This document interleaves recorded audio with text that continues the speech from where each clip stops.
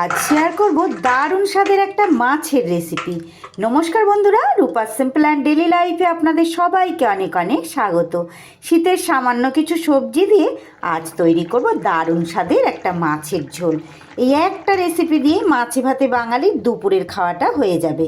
দেরি না করে চলুন রেসিপিটা দেখে নেওয়া যাক। একটা লাইক দিয়ে পুরো রেসিপিটা দেখার অনুরোধ রইল। রেসিপির জন্য এখানে আমি নিয়ে নিয়েছি বন্ধুরা 4 পিস কাতলা মাছ। আমি আমার প্রয়োজন মতো মাছটা নিয়েছি, আপনারা আপনাদের প্রয়োজন মতো পরিবারের সদস্য সংখ্যা অনুযায়ী মাছটা নিয়ে নেবেন। আর আমি এখানে কাতলা মাছের পিস নিয়েছি, আপনারা এই ধরনের যে কোনো মাছেরই পিস এটা নিতে পারেন। তার সাথে ঝালের জন্য কাঁচা লঙ্কা, অল্প পরিমাণ একটু ফুলকপি, অল্প পরিমাণ পেঁয়াজ কলি, খুব সামান্য পরিমাণ একটু বেগুন, একটা আলু আর একটা টমেটো, সুন্দর করে সব সবজি আমি কিন্তু কেটে ধুয়ে পরিষ্কার করে নিয়েছি। এবার আমি সবার প্রথমে মাছটাকে নুন হলুদ মাখিয়ে নেব। মাছের মধ্যে দিয়ে দিচ্ছি একটু নুন আর দিয়ে দিচ্ছি একটু হলুদ গুঁড়ো।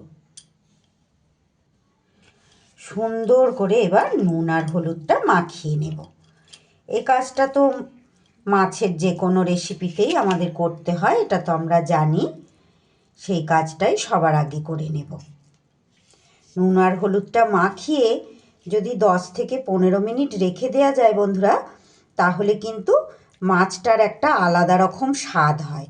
আর নুন হলুদটা মাখিয়ে সাথে সাথেই যদি যে কোনো মাছেরই রেসিপিটা তৈরি করেন, তাহলে কিন্তু অতটা মাছের স্বাদ হয় না। নুনটা ভালো মতো বেশ মাছের ভিতরে ঢুকে যায়। এটা অনেকেই জানেন, তবু যারা জানেন না তাদের উদ্দেশ্যে বলছি। তাড়াহুড়োর সময় আমরা তো অনেক সময়ই হতে পারে যে নুন হলুদটা মাখিয়েই তাড়াতাড়ি করে আমরা রান্নাটা করে ফেলি, কিন্তু একটু আগে যদি নুন হলুদটা মাখিয়ে এইভাবে রেখে দেওয়া যায়, সত্যি মাছটা কিন্তু আলাদা রকম স্বাদ হয়। সুন্দর করে নুন হলুদটা আমার মাখানো হয়ে গেল।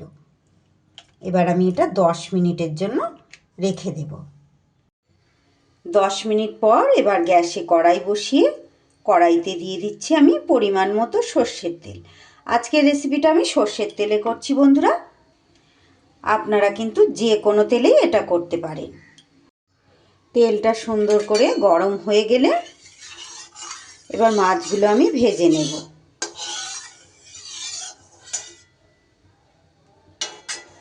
অনেকেই আছেন সর্ষের তেলটা কম ব্যবহার করেন, সাদা তেল, রাইস ব্র্যান অয়েল, এসব তেলগুলোতে একটু হালকা হয়, তাই সর্ষের তেলের জায়গায় কিন্তু এই তেলগুলো, যেমন আমার বাড়িতে আমরা কিন্তু রাইস ব্র্যান অয়েলটাই বেশি খাই।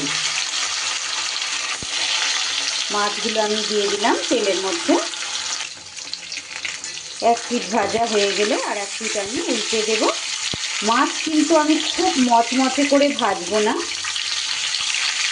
খুব মচমচে করে মাছ ভাজলে মাছের কিন্তু স্বাদটা অন্যরকম হয়ে যায়, একটু ছিবড়ে ছিবড়ে ভাব লাগে।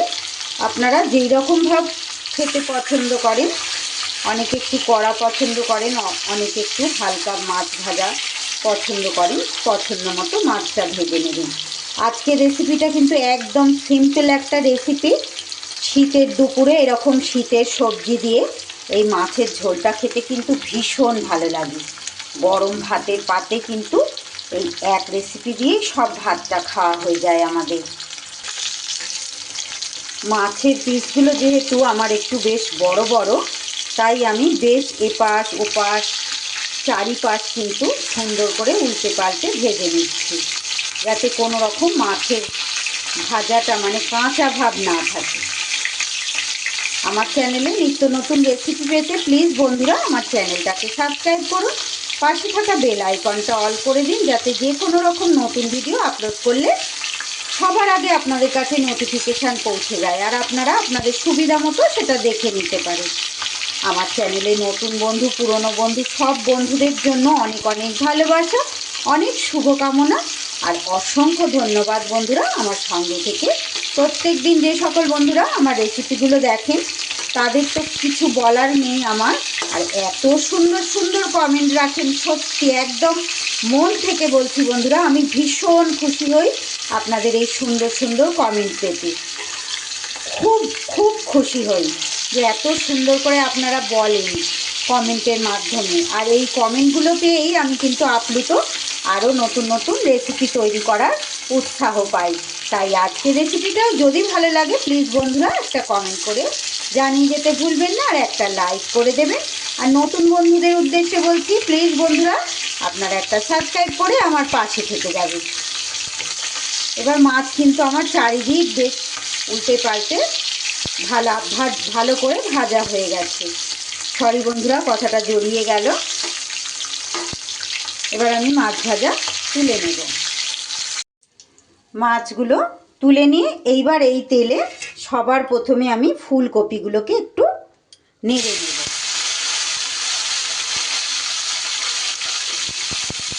ফুলকপিটা একটু ভাজা ভাজা করে নেব হালকা করে। সবজি কিন্তু খুব মচমচে করে ভাজলে সবজির পুষ্টিগুণ কিন্তু একদমই কমে যায়। আজকের রেসিপিটা আমি কোনো রকম গুঁড়ো লঙ্কা, কোনো রকম রিচভাবে কিন্তু তৈরি করব না, একদম সিম্পলভাবে তৈরি করব। এত সুন্দর এর স্বাদ আর সুগন্ধ, এই স্বাদ আর সুগন্ধেই কিন্তু আমাদের পুরো ভাতটা খাওয়া হয়ে যাবে। খুব লোভনীয় একটা রেসিপি বন্ধুরা, কিন্তু বানিয়ে নেওয়া খুব সহজ। আমি প্রত্যেক দিনই চেষ্টা করি একদম সহজ সিম্পলভাবে রেসিপিগুলো আপনাদের সামনে তুলে ধরা, যাতে যে কোনো মানুষ যে কোনো সময় সব সময় আপনারা তৈরি করে নিতে পারেন। কারণ সবার হেঁচেলে তো সব রকম উপকরণ সব সময় থাকে না, যেমন আমার হেঁচেলেই কিন্তু থাকে না। তাই যেসব সহজ উপকরণ দিয়ে এই সুন্দর সুন্দর রেসিপি তৈরি করা যায় সেই সব রেসিপি কিন্তু আমি প্রত্যেকদিন শেয়ার করি। যারা প্রত্যেক দিন আমার ভিডিও দেখেন তারা তো জানেন আমি নতুনদের উদ্দেশ্যে এই কথাগুলো বলছি। ফুলকপিটা তো ওদিকে ভাজা হচ্ছে, এখানে আমি একটা পাত্রে গুঁড়ো মশলা একটু নিয়ে নিয়েছি। 1 চামচ করে ধনের গুঁড়ো আর জিরের গুঁড়ো আর পরিমাণ মতো হলুদের গুঁড়ো। এটা একটু জল দিয়ে আমি আগে থাকতে গুঁড়ো মশলাটার একটা পেস্ট তৈরি করে রাখছি। গুঁড়ো মশলাটা এইভাবে আগে থেকে করে রাখলে কিন্তু রান্না করতেও সুবিধা হয়, আর মশলাটাও বেশ বাটা মশলার মতো স্বাদ আসে। এইভাবে আমি একটু রেডি করে নিলাম। এদিকে ফুলকপিগুলো আমার ভাজা হয়ে গেছে, এগুলো আমি এবার তুলে নিচ্ছি। এবার এই বাকি তেলের মধ্যে দিয়ে দেব আমি সামান্য পরিমাণ ফোড়ন। ফোড়নে দিয়েছি আমি গোটা জিরে আর কালো জিরে। সাদা জিরে আর কালো জিরে কিন্তু আমি ফোড়নে দিলাম, আর এই তেলেই কিন্তু আমার পুরো রেসিপিটা রান্না হয়ে যাবে। ফোড়ন থেকে সুন্দর গন্ধ বেরিয়ে গেলে এবার আমি কেটে রাখা আলুটা দিয়ে দেব।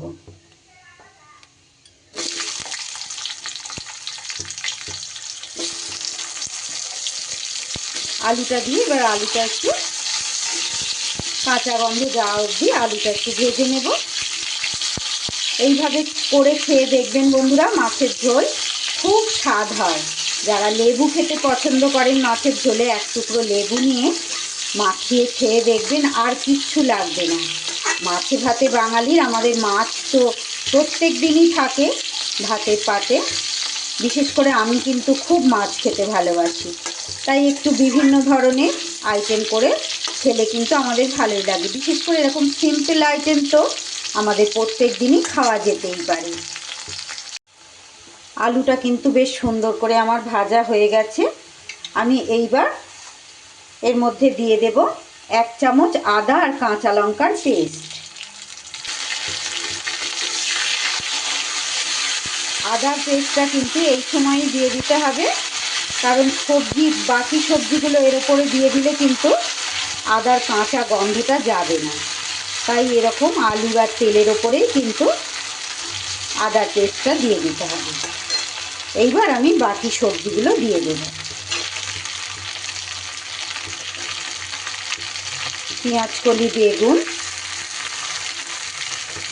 তারই সাথে টমেটোটাও দিয়ে দিচ্ছি। সুন্দর করে এবার কষিয়ে নেব। আপনারা চাইলে এর মধ্যে আরও সবজি অ্যাড করতে পারেন বন্ধুরা। এগুলোর মধ্যে থেকে কিছু অপছন্দ হলে সেটা বাদও দিতে পারেন। এর মধ্যে কিন্তু আমি কখনো কখনো বিনস দিয়ে দিই, গাজর দিয়ে দিই, বাচ্চাদের তো সবজি খাওয়ানো যায় না, কিন্তু এইভাবে তৈরি করলে মাছের ঝোলে কিন্তু সবজিটার দারুণ একটা স্বাদ হয়। এই পর্যায়ে আমি এখানে দিয়ে দিচ্ছি নুন। সবজিটার স্বাদ হলে কিন্তু বাচ্চারাও খেয়ে নেয় সবজিটা। এইভাবে সুন্দর করে কষিয়ে নেব। এবার আমি যে গুঁড়ো মশলাটা রেডি করে রাখলাম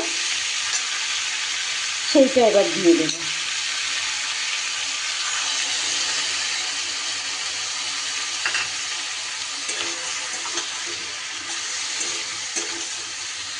এইবার সব কিছু সুন্দর করে কষিয়ে নেব।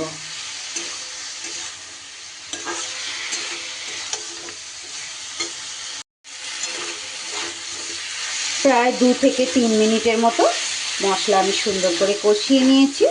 যেহেতু এখানে পেঁয়াজ রসুন ব্যবহার করিনি, তাই খুব বেশি সময় কিন্তু কষাবার দরকার নেই। এইভাবে দেখুন সুন্দর করে মশলা আমার কষানো হয়ে গেছে। এইবার আমি প্রথমে মশলার বাটিটা ধোয়া জল একটু দিয়ে দিচ্ছি। তারপরে আপনারা যতটা ঝোল খেতে চান সেই আন্দাজে কিন্তু জলটা দিয়ে দেবেন। রেসিপিটা একটু ঝোলঝোল ভাব হবে, সবজিগুলো সিদ্ধ হবে, মাছ আছে, সেই রকম পরিমাণ মতো জল আমি দিয়ে দিয়েছি। এবার ঢাকা চাপা দিয়ে রান্নাটা হতে দেব। তার আগে আমি চেরা কাঁচা লঙ্কাটা দিয়ে দিচ্ছি। এখানে ভেজে রাখা ফুলকপিগুলোও দিয়ে দিলাম।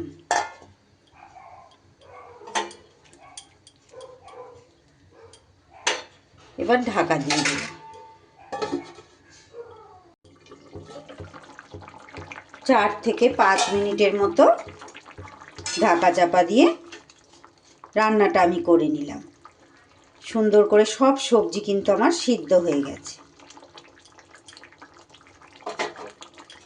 এবার আমি ভেজে রাখা মাছগুলো দিয়ে দিচ্ছি। মাছগুলো দিয়ে আরও 3-4 মিনিটের মতো আমি কিন্তু রান্নাটা করে নেব ঢাকা দিয়ে।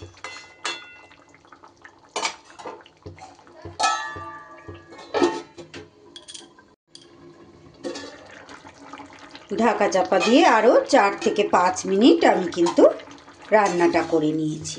এইবার রেসিপিটা কিন্তু আমার একদম রেডি হয়ে গেছে। সব শেষে আমি আজ কিন্তু এখানে কিচ্ছু অ্যাড করব না বন্ধুরা।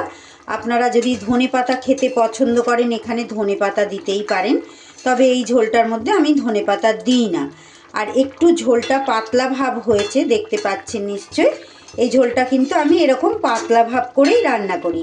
আপনাদের যদি এতটা পাতলা পাতলা খেতে অপছন্দ হয়, চাইলে আপনারা কিন্তু এর মধ্যে একটু পেঁয়াজ দিতে পারেন। পেঁয়াজ দিলে ঝোলটা আর একটু গাঢ় গাঢ় ভাব হয়ে যাবে। এরকম পাতলা এই ঝোলটা একটু লেবুর সাথে মাখিয়ে খেতে কিন্তু খুব ভালো লাগে। আমার আজকের এই রেসিপিটা যদি ভালো লাগে প্লিজ বন্ধুরা একটা লাইক করে দেবেন, ছোট্ট একটা কমেন্ট করে জানিয়ে যেতে ভুলবেন না। আর যারা নতুন এসেছেন তাদের কাছে অনুরোধ, প্লিজ বন্ধুরা আমার চ্যানেলটা সাবস্ক্রাইব করে আমার পাশে থেকে যাবেন। এবার আমি গ্যাস বন্ধ করে দিলাম। একটা পাত্রে আমি সার্ভ করে দিয়েছি। দেখুন বন্ধুরা, আমার আজকের এই রেসিপি স্বাদে গন্ধে পুষ্টিতে ভরপুর মাছের ঝোলের রেসিপিটা যদি আপনাদের ভালো লাগে প্লিজ বন্ধুরা একটা লাইক করে ছোট্ট একটা কমেন্টের মাধ্যমে জানিয়ে যেতে ভুলবেন না। সকলে খুব ভালো থাকবেন, সুস্থ থাকবেন। আবারও ফিরে আসছি আগামী দিন এমনই কোনো সহজ লোভনীয় রেসিপির সাথে। সকলকে অসংখ্য অসংখ্য ধন্যবাদ পুরো রেসিপি আমার সঙ্গে থেকে দেখার জন্য।